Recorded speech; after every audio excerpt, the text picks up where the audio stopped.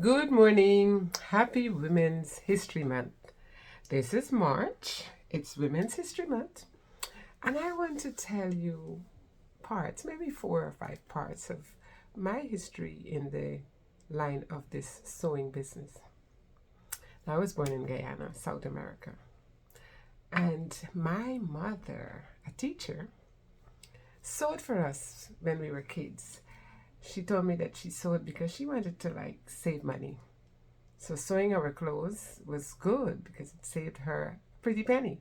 They were teachers, and teachers' salaries are never huge.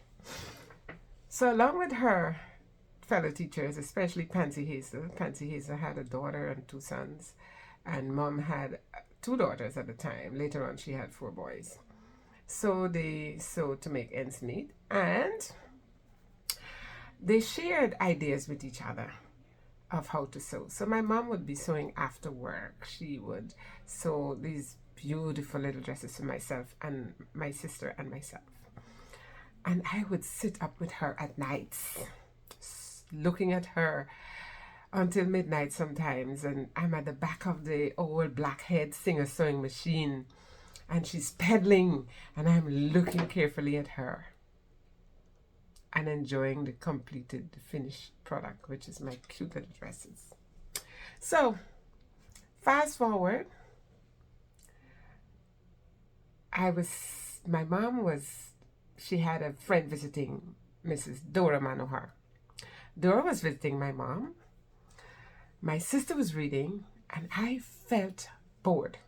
So I decided, in my silence, I heard something say to me, I can sew. Clearly, I can sew. I got up, went into my mom's basket of fabric. God knows where she had it. Folded up, took a piece out. It was a plaid fabric, a blue and white and other colors. Cut a lovely little piece. Cut a pleated dress for my doll. Cut and sewed a pleated dress for my doll.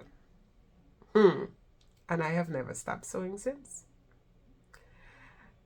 When I went to high school, my friends and I decided to go to the movie, and I wanted to sew this flared skirt to go to the movie with my friends. And my mom said, no, baby, I don't know how to cut a flare. I can't help you. But the neighbor next door just did sewing courses, went to school for sewing. You can ask her. Her name was Ruby. I went across the street. I said, Ruby, can you teach me how to cut a flare? And she said, sure. And she cut this flare skirt for me. She didn't cut it. She showed me how to cut it.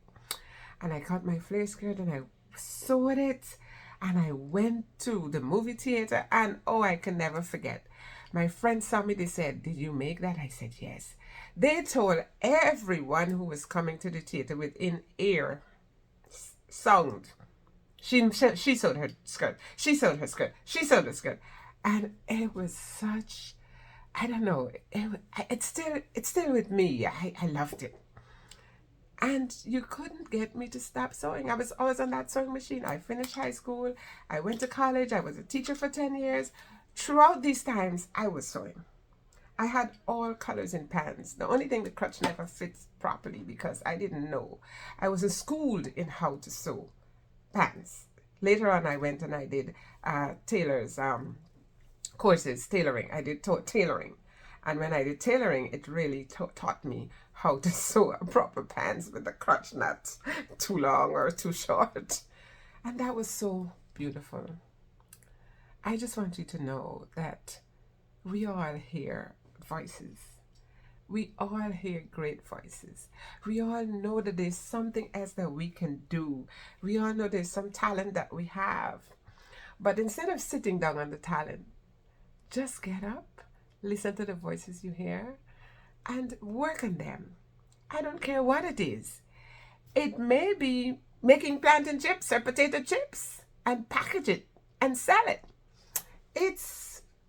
If that is your message, then get up from your couch and do it. Because that is what I did. I got up, I did it, and now today that's what I do. I'm sitting here in my office. This is my business place, and this is what I do.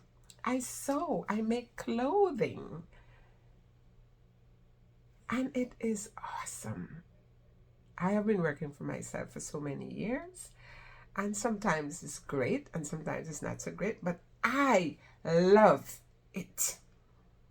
And so this is part one of this mini series I'm going to do on my woman's history.